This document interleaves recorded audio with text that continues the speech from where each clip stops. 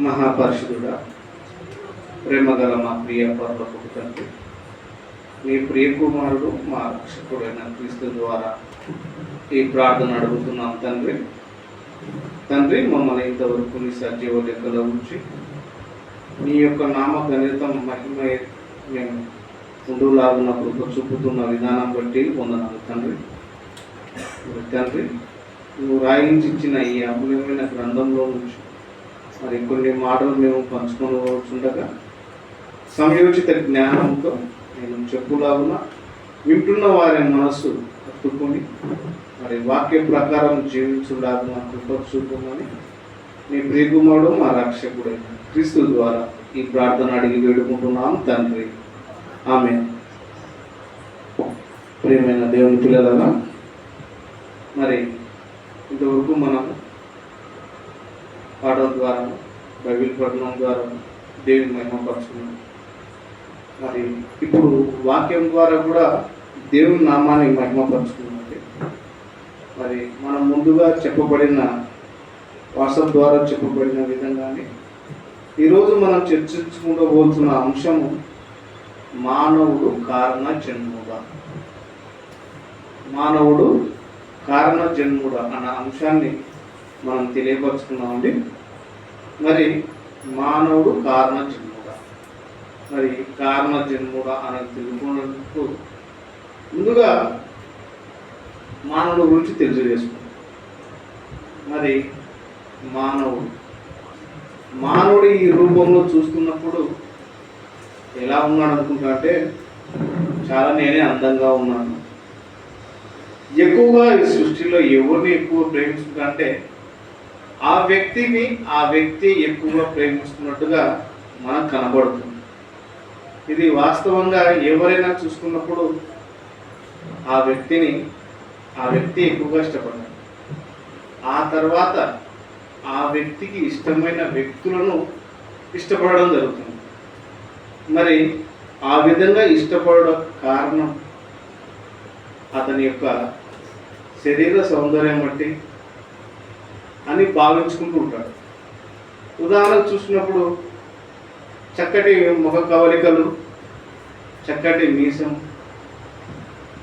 మంచి హృందాతనంతో శరీర భాగాలు, వీటన్నిటిని చూసి ఆహా, నాకంటే అందగాడు ఇంకెవరూ లేరు, నేను అందంగానే ఉన్నాను, నా కోసం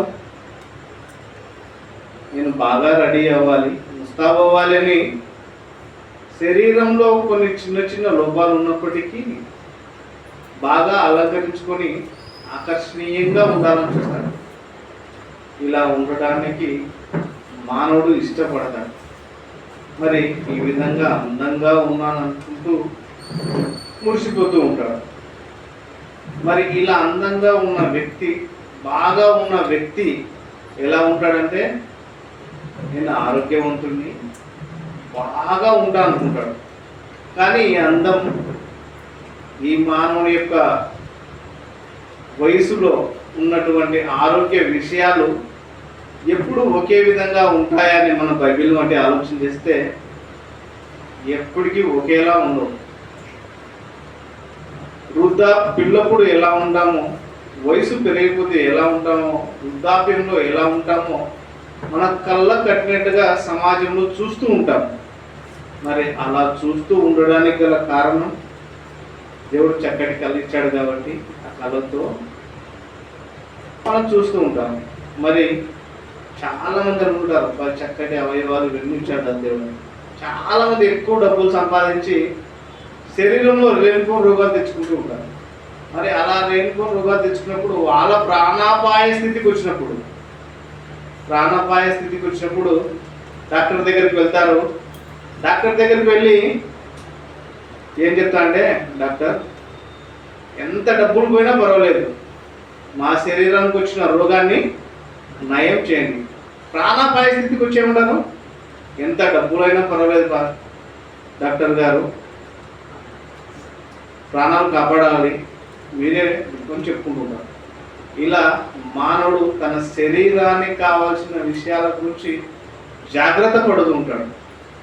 మరి ఇంతకు ఇంకా ఇలా ఉంటారు. ఇంకో కొంతమంది ఎలా ఉంటారంటే దేవుడే లేడు అనేవాళ్ళు చాలా మంది ఉంటారు. ఉన్నారా సమాజంలో? ఉన్నారు. అలాగే దేవుడు ఉన్నాడు అనేవాళ్ళు ఉంటారు. మరి ఇలా దేవుడు ఉన్నాడు అనేవాళ్ళు కొందరు ఉంటే దేవుడు లేడు అనేవాళ్ళు కొందరు ఉంటారు. ఇంకా సమాజంలో ఎలా ఉంటారంటే దేవుడు ఉన్నారని నమ్ముతారు, కానీ కేవలం అవసరాలకు మాత్రమే దేవుడిని వాడుకుంటారు. అవసరాలు, ఎలాంటి అవసరాలకు? దేవుడు మేము యవ్వనంలో ఉన్నాం కాబట్టి ఒక చక్కటి అమ్మాయి దొరకాలని దేవుని నమ్ముకుంటారు. ఆ తాత్కాలికంగా దేవుని మీద ఇష్టం లేకపోయినా కానీ కొంతమంది అయితే బాప్తిసం కూడా తీసుకోగలుగుతారు. దేవుని గురించి తెలుసుకోరు కానీ బాప్తిసం అయితే కావాలి. ఇంకా కొంతమంది పెళ్ళైన దంపతులకు సంతానం ఇస్తాడేమో, దేవుడు కొంచెం లేట్ చేసే వాళ్ళకు సంతానం ఇస్తాడేమో అని సంతానం కోసం కూడా దేవుణ్ణి నమ్ముకుంటారు. ఇంకా కొంతమంది జీవితంలో మేము సెటిల్ అవ్వలేదు, దేవుడు మంచి ఉద్యోగం ఇస్తే దేవుని కోసం దేవుని నమ్ముకోవాలి అంటే కేవలం అవసరాల కోసం మాత్రమే దేవుని నమ్ముకునే వ్యక్తులుగా మనకు కనబడుతూ ఉంటారు. ఇలా అవసరానికే దేవుని నమ్ముకోవడము అనేది ఎంతవరకు కరెక్ట్ అని ఆలోచించగలిగితే, ఇది అవసరాలకే దేవుని నమ్ముకునేది. మన అవసరాలు ఇది స్వార్థంతో కూడుకున్నదిగా మనకు అనిపిస్తుంది బైబిల్ నుంచి చూస్తే. మరి ఈ విషయాన్ని ఒకసారి బైబిల్ నుంచి పరిశీలిద్దామండి. మొదటి కొరింథీయులకు రాసిన పత్రిక 15వ అధ్యాయము 19వ వచనం. మొదటి కొరింథీయులకు రాసిన పత్రిక 15వ అధ్యాయము 19వ వచనం. ఈ జీవిత కాలం మట్టుకే మనము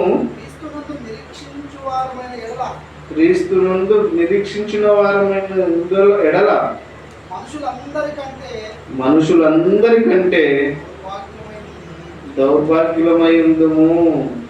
చూడండి, ఈ జీవిత కాలం మట్టుకే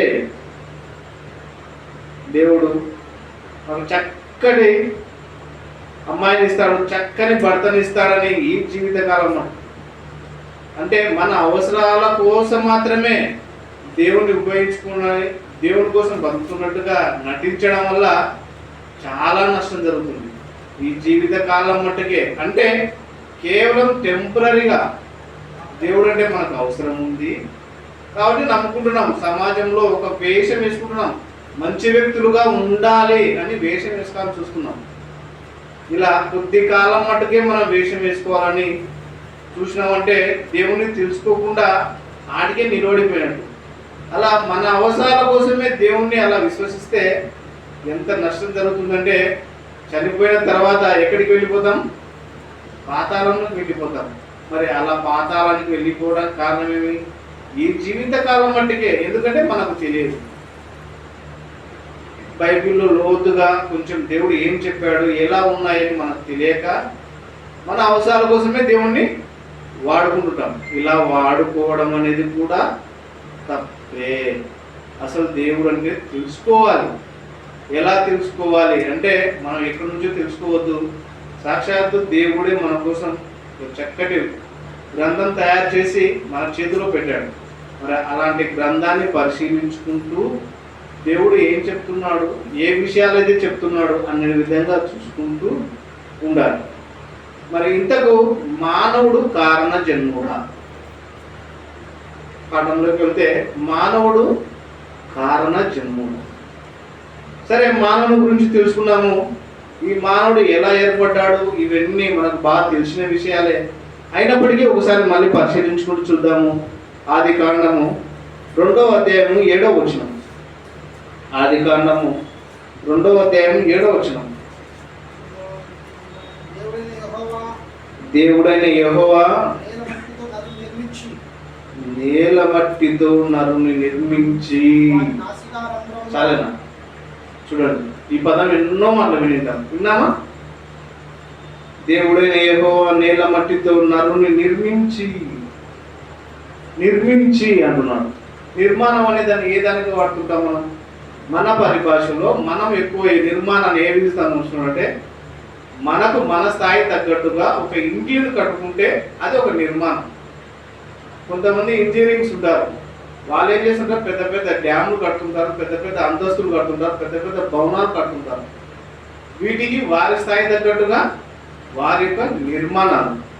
మరి మనం చూసుకున్నాము, మన ఇంటిని కట్టుకోవాలనుకున్నప్పుడు ప్రతి ఒక్కరి ఆశ ఎలా ఉందంటే ఒక చక్కటి ఇల్లు కట్టుకోవాలి, ఆ ఇంటికి ఒక డబుల్ బెడ్రూమ్ ఉండాలి, ఒక వరండా ఉండాలి, ఒక వంటశాల ఉండాలి, స్నానాల గదులు ఉండాలి, ఇంకా ఎవరైనా గెస్ట్ వస్తే పడుకోవడానికి సపరేట్గా వారికి ఉండాలి, వారికి కావలసిన వసతులు కూడా ఏర్పాటు చేసుకోవాలి. అదేవిధంగా చక్కటి వెంటిలేటర్, కిటికీలు అంటాం కదా మనం, అలాంటి చక్కటి కిటికీలు అమర్చి ఎలా ఉండాలో బాగా నిర్మించుకోవాలనుకుంటాం. ఆ ఇల్లు అందంగా సుందరంగా ఉండాలనుకుంటాం. మరి అలా అందంగా సుందరంగా ఉండాలని మనం ఇంటిని నిర్మించుకుంటున్నామే, మరి మన కన్న తండ్రైన దేవుడు మన అవయవాలను, మన శరీరాన్ని, ఈ మానవుని ఏ విధంగా తయారు చేశాడు? చక్కగా నిర్మించాడు.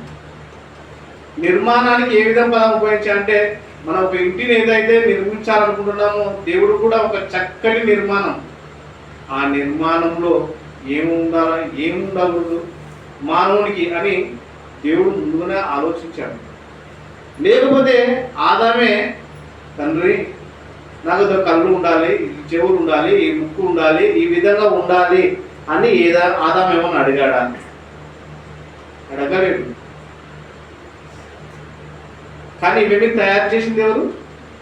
దేవుడే.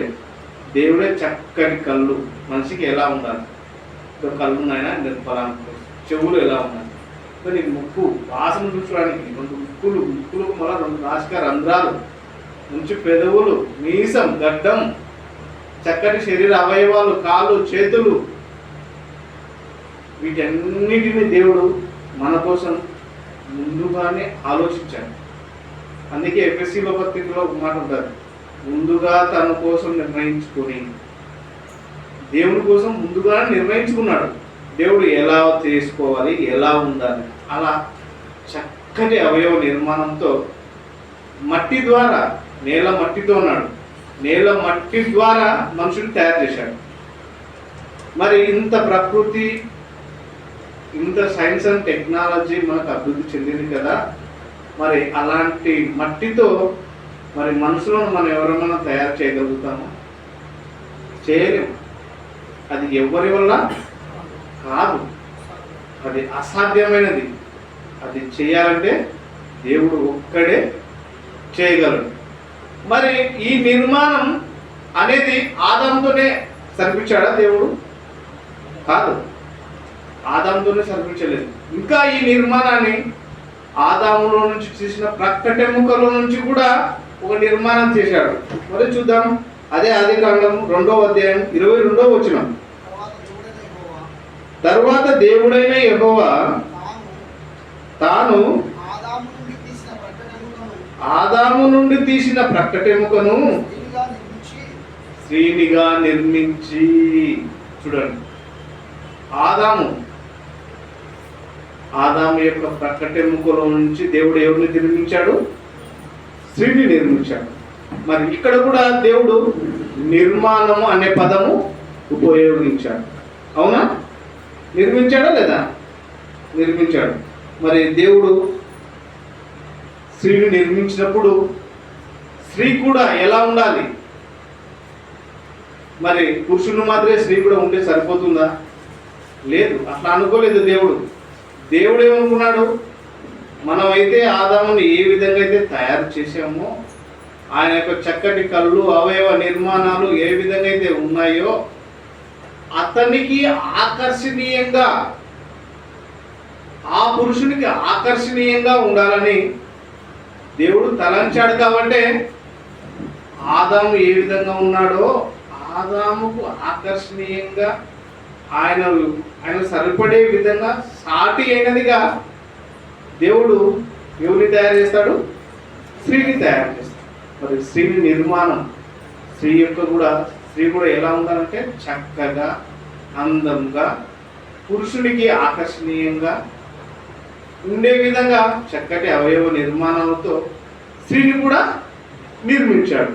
మరి ఇలా దేవుడు చక్కటి అవయవ నిర్మాణాలతో నేల మట్టితో ఏం చేశాడు? ఆదామును తయారు చేశాడు. అలాగే ప్రక్కటెముకల సహాయంతో మట్టితోనే అవ్వమ్మను కూడా తయారు చేశాడు. అవునా?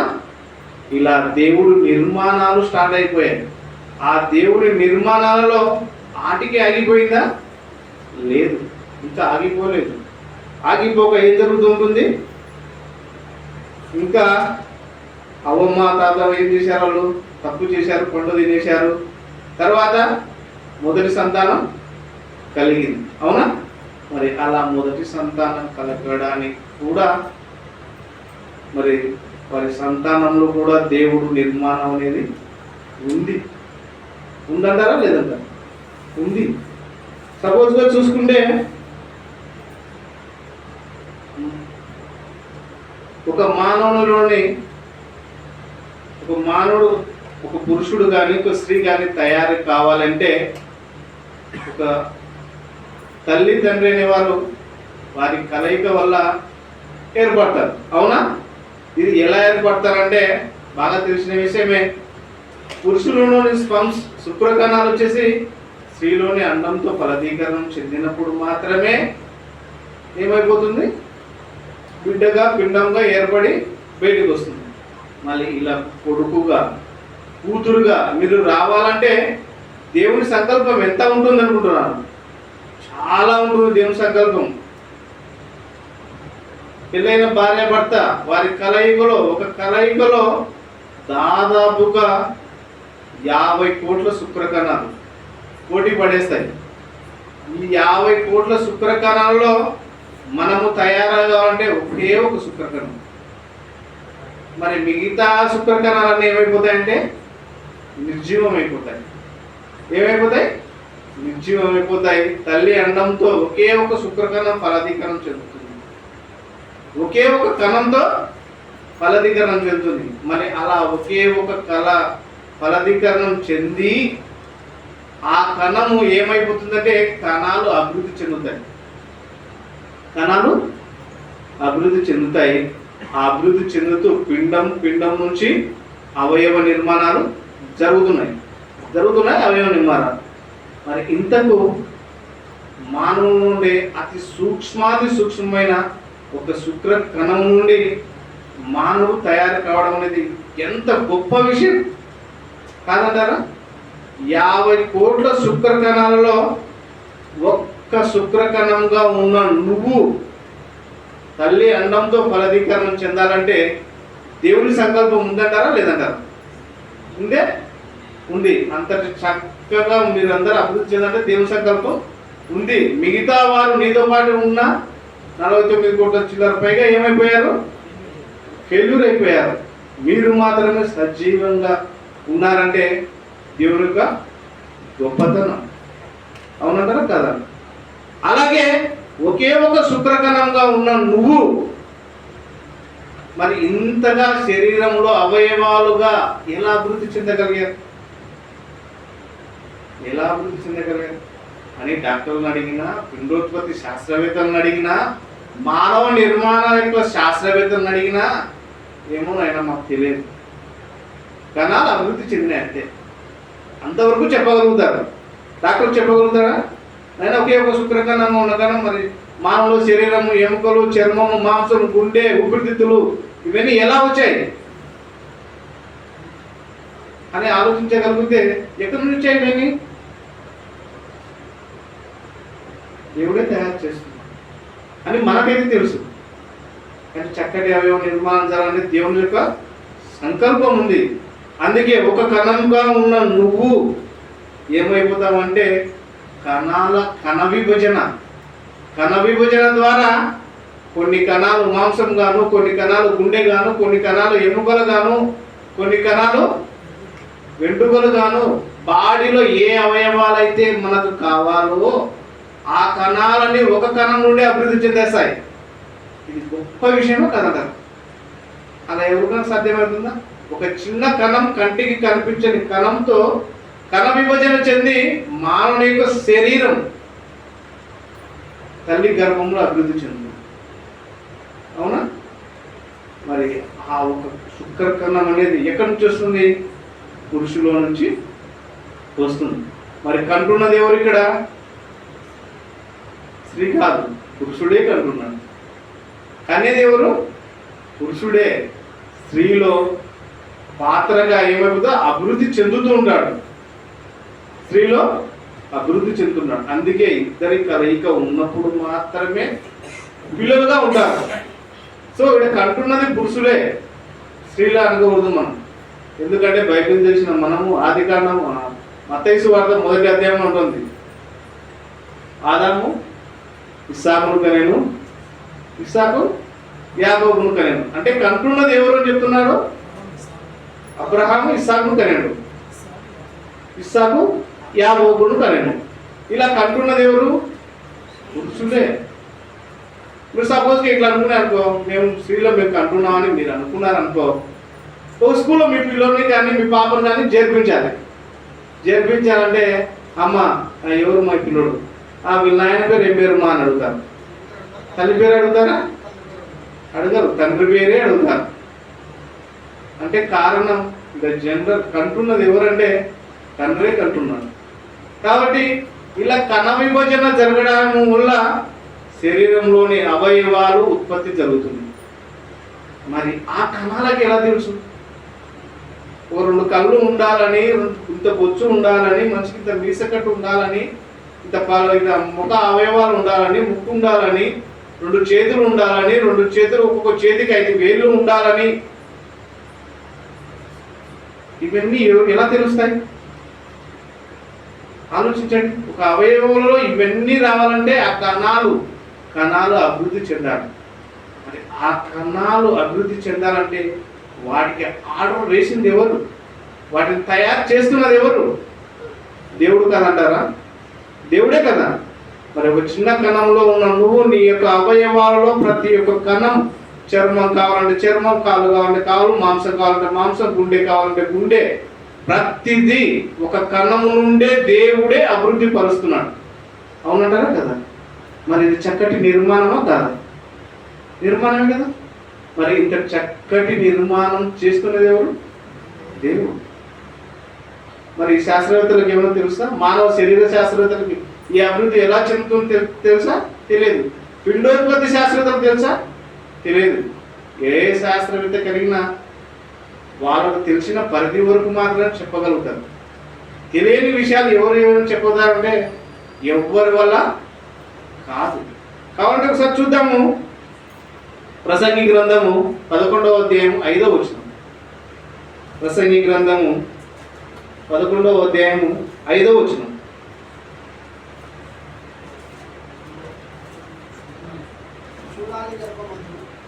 చూడాలి గర్భమందు ఎముకలు ఏ రీతిగా ఎదిగినది నీకు తెలియదు. చూడండి, చూడాలి గర్భమందు, గర్భంలో ఏకకణ జీవి నుంచి తల్లి యొక్క అండంతో ఫలదీకరణ చెంది ఆ చెందిన కణాలు ఒకటిగా అభివృద్ధి చెందుతూ ఈడ చెప్తున్నాడు ఎముకల ప్రస్థానం వస్తుంది. చూడాలి గర్భంలో ఎముకలు ఏ విధంగా ఉన్నాయనైనా, ఏ విధంగా ఎదుగుతున్నాయని ఓ మంచి డాక్టర్ను అడిగితే ఎవరిని? గైనకాలజిస్ట్. నాకు తెలియదు. క్లాసు చేతులు ఎక్కడ చూపిస్తుంది? దేవుని వైపు చూపించాల్సిన అవసరం. అవునా కదా? మరి ఇంతటి చక్కటి అవయవ నిర్మాణాలు చేస్తున్నది ఎవరు? దేవుడు. మరి వాటితోనే ఆటికే చేశాడా అని ఆలోచించగలిగితే ఇంకొక రెఫరెన్స్ చూద్దామండి.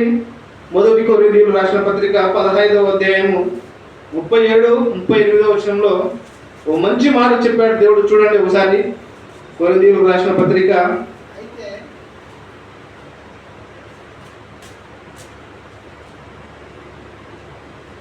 1 కొరింథీయులు రాసిన పత్రిక 15వ అధ్యాయము 37-38 వచనం చూద్దామండి. నీవు విత్తు దానిని చూడగా అది గోధుమ గింజైనను సరే, మరి ఏ గింజైనను సరే వట్టి గింజనే విత్తుచున్నావు గాని పుట్టబోవు శరీరమును విత్తుటలేదు. చూడండి, అయితే దేవుడే తన చిత్త ప్రకారము నువ్వు విత్తిన దానికి శరీరం ఇచ్చును. చూడండి, దేవుడు చెప్తున్నాడు, గింజ గురించి చెప్తున్నాడు. ఒక వ్యక్తి గింజను నువ్వు భూమిలో వేశావు, అయినా అది గోధుమ గింజ అయినా సరే, ఏ గింజ అయినా సరే, పత్తి గింజ అయినా సరే, ఒడ్ల గింజ అయినా సరే, నీ ఆహారంగా విత్తుతున్న గింజ నువ్వు విత్తుతున్నావు. ఈడ ఒక విషయం చెప్తున్నావు. నేను చెప్పిన ఈ సందర్భంలో విత్త గింజ అన్నప్పుడు మనం విత్తే గింజను కూడా చూసుకోకూడదు. తల్లిదండ్రుల యొక్క గర్భంలో విత్తే ఒక గింజను కూడా ఆలోచన చేసుకోవాలి. అవునా కాదంటారా? ఒక గింజ మనిషిలో ఉన్న ఒక శుక్రకణం ఒక గింజని అనుకోండి, ఆ గింజ తల్లి గర్భంలో అండంతో ఫలదీకరణం చెందాలి. నువ్వు విత్తుతున్నావు, ఇంత గింజనే విత్తుతున్నావు. అవునా? మరి ఆ విత్తున్న గింజ ఉత్త గింజని ఎత్తినప్పుడు వాటికి చక్కటి అవయవ నిర్మాణాలు చేస్తుంది ఎవరు? దేవుడు. అవునా కాదా? మీరే చెప్పాలి. దేవుడే చేశాడు. చక్కటి అవయవ నిర్మాణం చేస్తుంది ఎవరు? దేవుడే. అది మొక్కలకైనా సరే, మనుషులకైనా సరే. మరి ఇంత చక్కటి అవయవ నిర్మాణం చేస్తున్న దేవుడు, మరి మనం ఎలా ఉన్నాం? దేవుని కోసం నమ్మకంగా బ్రతికే విధంగానే ఉంటున్నామా? చూడాలి. మానవుడు కారణ జన్ముడా? మానవుని యొక్క నిర్మాణాలు వింతలేనా కాదా? వింతనే కదా. మరి చక్కటి అవయవ నిర్మాణం చేస్తున్నాడు దేవుడు. ఎవరైనా చేయగలుగుతారా? ప్రకృతిలో ఎవరు చేయలేరు. చేయాల్సింది ఎవరు? దేవుడు మాత్రమే. అందుకే దేవునికి విధేయత కలిగే విధంగానే ఉండాలి. మరి ఇంత చక్కటి అవయవ నిర్మాణం చేసినప్పుడు దేవుడు అవయవ నిర్మాణం చేశాడు. మరి ఈ అవయవ నిర్మాణాలు మన కోసమా, దేవుని కోసమా? చూడండి, ఇప్పుడు క్వశ్చన్ మీరు వేసుకోండి. ఈ శరీరం ఇచ్చాడు, చక్కటి కళ్ళు ఇచ్చాడు, శరీరం ఇచ్చాడు, అవయవాలు ఇచ్చాడు, ఇవన్నీ ఇచ్చాడు దేవుడు. మరి ఈ శరీరం అవయవాలు మన కోసమా, దేవుని కోసం? ఒకసారి ఆలోచించండి. ఎవరి కోసం? దేవుని కోసమా, మన కోసం? సరే, అది మీకు వదిలేస్తున్నాను. అది ఎవరి కోసం ఉపయోగించుకుంటాం అనేది మన బట్టే, మన వ్యక్తిత్వం బట్టే, మన ప్రవర్తన బట్టే ఉంటుంది.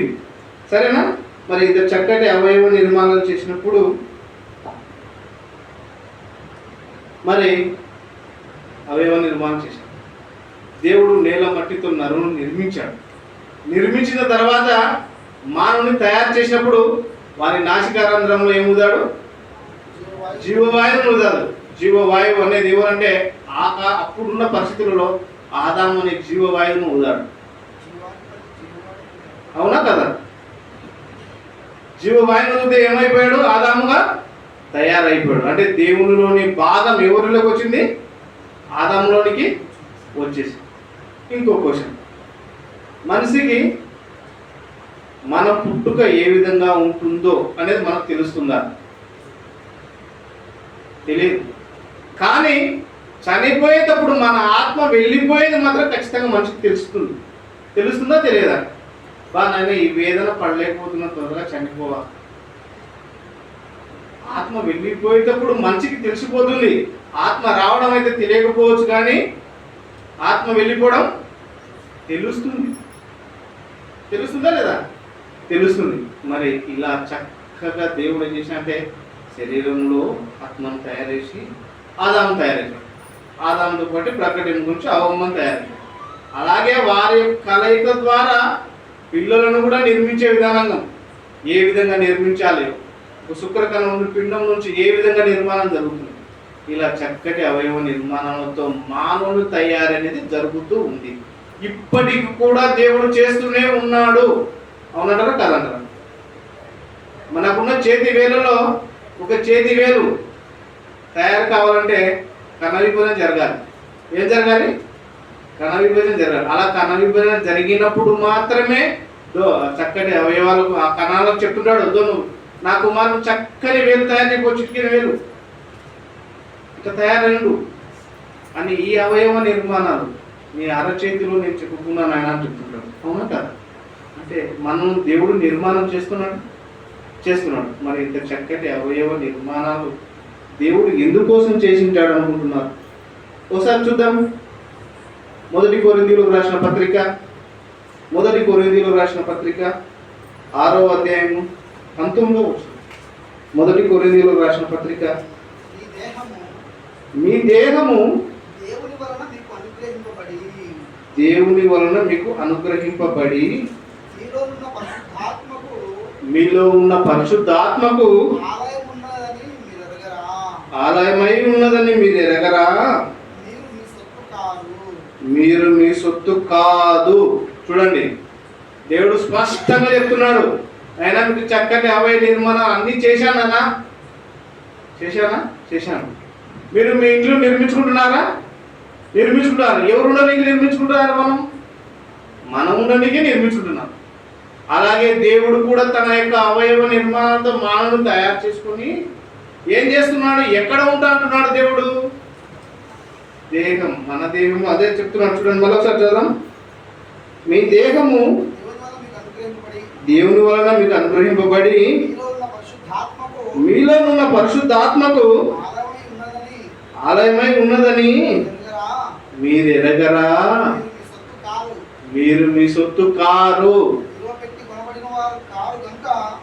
చాలా చూడండి,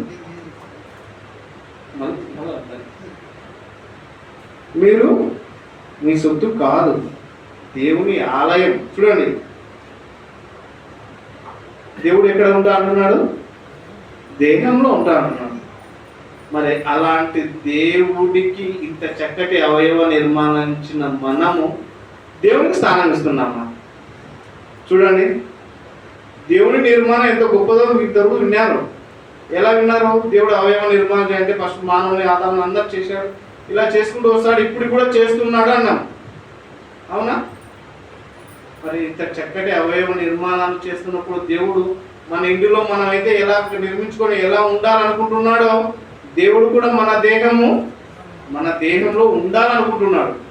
మరి అలాంటి దేహంలో ఉండాలంటే చూడండి, మనం ఏం చేస్తాం? ఒక ఇంటిని కట్టాలంటే సిమెంట్, కాంక్రీట్, ఇసుక, కడ్డీలు ఇవన్నీ వేసుకొని కట్టేస్తుంటాం. అవునా? అవి కొన్నాళ్ళు చెదిరిపోతుంటాయి. మరి వాటిలో జీవం ఉండదు. కానీ దేవుడు జీవం ఉన్న వ్యక్తిలో ఉంటా అంటున్నాడు. ఇది గొప్ప విషయం కదా? మరి అంత చక్కగా దేవుడు మానవ నిర్మాణాలు చేసినప్పుడు మరి ఆయన ఆలయమైన మనము దేవునికి ఏ విధంగా ఉన్నాం? ఒకసారి మనం ఆలోచించుకోవాలి. ఇంత చక్కటి అవయవ నిర్మాణం చేశాడే దేవుడు. మరి దేవుడు ఎక్కడ ఉంటా అంటున్నాడు? ఈ అవయవంలో నిర్మించిన ఈ శరీరంలోనే ఉంటా అంటున్నాడు. మరి ఇలా ఉండాలి అంటే మనం దేవుడికి ఇష్టలమై ఉంటున్నాము. మరి ఈ ఆలయంలోకి దేవుణ్ణే ఉంచుకుంటున్నామా, లేకపోతే సాతాను తెచ్చిపెట్టుకొని మన ఇష్టానుసారంగా మనం బ్రతికేస్తున్నాం? ఒకసారి ఆలోచించాలి. ఈ జన్మకు కారణం లేదా? మానవ జన్మకు కారణం లేదా? ఉందా లేదా? ఉంది. మన బైబిల్లో చూసినప్పుడు ప్రతి ఒక్క భక్తుడు తన జన్మకు కారణం ఉందే తెలియపరుచుకుంటాడు. అవునా కదా? చూసుకుంటే అన్నీ చూసుకుంటారండి. అబ్రహాం కానీ, ఇసాక్ కానీ, ఆదాం కానీ చూసుకుంటూ వస్తే వారి జన్మకు కారణాలు ఉన్నాయి. ఇప్పుడున్న మనం చూస్తున్న సమాజంలో చూసుకున్నప్పటికీ కూడా వాళ్ళ జన్మకు కారణాలే ఉన్నాయి. సపోజ్ ఉదాహరణ చూసుకున్నాం, కారణాలు ఎవరెవరు ఉంటారో చెప్పుకుంటారా? మదర్ తెరీసా తీసుకుంటాం. ఎవరు?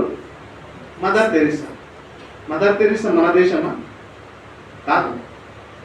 మరి భారత నుంచి భారతదేశంలో వచ్చి భారతదేశంలో కలకత్తా నగరంలో ఆనాడున్న కుష్టు వ్యాధులు అయితేనేమి ఆ రోగాలతో నిండిపోయిన వారిని చూసి చెల్లించిపోయింది.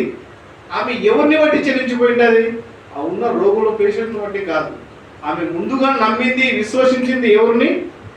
దేవుణ్ణి విశ్వసించింది. కాబట్టి ఆమె మన దేశానికి వచ్చినప్పుడు మన కలకత్తా నగరంలో చూసిన పరిస్థితులను చూసి ఫారెన్ విదేశాల నుండి ధనాన్ని ఆమె భిక్షాటన చేసినట్టు తీసుకొచ్చి మన దేశంలో ఉన్న అనేక మందికి సేవ చేసి ఒక మదర్ తెరీసాగా మనం గుర్తింపు పొందుతున్నాం. అందుకే ఆమె చేసిన సేవలకు గాను భారత ప్రభుత్వం 1980లో ఇచ్చింది భారతరత్న అవార్డు ఇచ్చింది.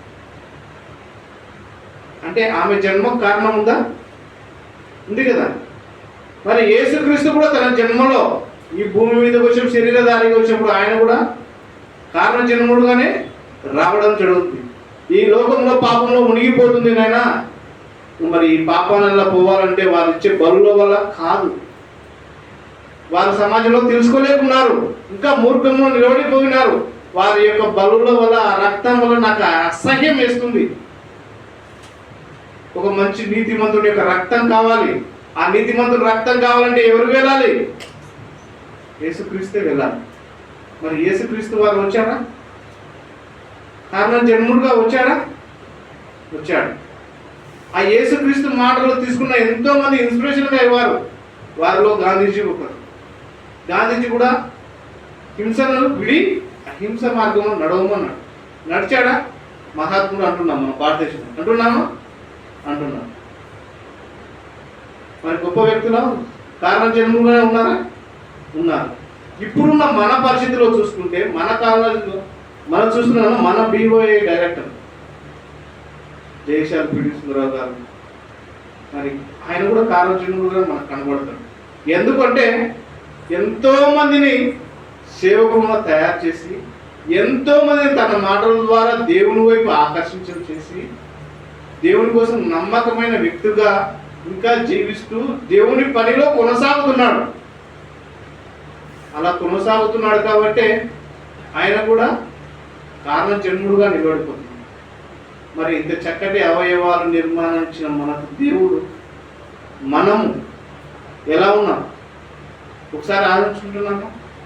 మనం కూడా కారణ జన్మమేనా?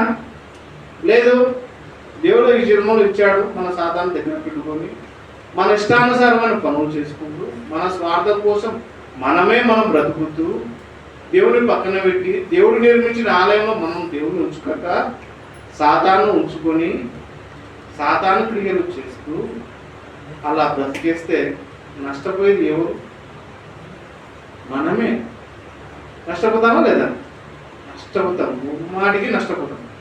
అలా నష్టపోయి ఈ జీవిత కాలం మట్టికి అన్నట్టుగా మనం అలా ఉంటే ఏమైపోతాం? పాతాళంలోకి జారిపోతాం. మరి పాతాళంలో జారిపోతే ఏమైపోతాము? అయిపోయా. ఈ జీవితకాలం మటుకు పోయి ఆ జీవితకాలం మటుకు నరకంలో అనుభవించాలి. మరి దేవుడు ఇంత చక్కటి అవయవ నిర్మాణాలు చేసి మానవుని కారణ జన్ములుగా ఉండాలని కోరుకుంటున్నాడు. మనం ఎలాంటి కారణ జన్ములుగా ఉంటున్నాం ఒకసారి ఆలోచించుకోవాలి. బోధకులు అయితే బోధకులుగా ఎంతమంది మనం మార్చుకోగలిగి దేవుని కోసం బ్రతకగలుగుతున్నాం. మెయిన్గా మనకు తెలిసిన విషయం ఏంటంటే ప్రవర్తన. ఏది? ప్రవర్తన. మనం నడిచే నడవడికలు ఎలా ఉండాలి? దేవునికి ఇష్టమైనట్టుగా ఉండాలి. అలా ఇష్టమైనట్టుగా ఉన్నాయా? అలా ఉన్నప్పుడు మాత్రమే మనం దేవుణ్ణి మనలో మనం ఉంచుకున్నట్టుగా, లేకపోతే దేవుణ్ణి మనము దూరం చేసుకుంటూ సాతాను దగ్గరికి చేసుకున్నట్టుగా మనకు కనపడుతుంది. మరి ఇలా దేవుడి కోసం మనం బ్రతకాలంటే ఏం చేయాలి? మనం కూడా కారణజన్ములుగా మారాలి. దేవుని పనిలో నువ్వు సహాయం చేసే వ్యక్తిగా ఉన్నావా? దేవుడిచ్చే పనిలో ఏ పని నేను చేస్తానని ముందుకు వస్తున్నావా? దేవుని కోసం నువ్వు పాట పాడగలుగుతున్నావా? దేవుని కోసం వాక్యం చెప్పగలుగుతున్నావా? దేవుడు ఇచ్చిన ప్రతి పని నువ్వు చేయగలుగుతున్నావా? నీ ప్రవర్తనలో, నీ విధానంలో చూసి నీ కోసం ఇంకొకరు మారగలుగుతున్నారా? ఇలా చేసిన కానీ మీరు కూడా కారణజన్ముగా నిలబడిపోతారు. ఏమీ చేయకుండా దేవుడు ఇచ్చిన అవయవాలను మన సొంత ఖర్చులో ఎట్లా అంటే దుర్నీతి పాలనగా వాడుకుంటే ఏమొస్తుంది? ఏం రాదు, నష్టమే జరుగుతుంది. కాబట్టి మానవుడు కారణజన్ముడు అనే ఈ పాట నిన్న మీరు ఈ చక్కటి అవయవ నిర్మాణాలతో దేవుడు మనం చేసినాడు. కాబట్టి మరి దేవుడికి మనం విధేయత కలిగి మనం కూడా కారణ జన్ములుగానే దేవుడు నిర్మించాడు. కాబట్టి కారణ జన్ములుగా బ్రతకాలని, దేవుని కోసం నమ్మకంగా బ్రతకాలని కోరుకుంటూ నా ఈ మాట ముగిస్తున్నాను. Thank you.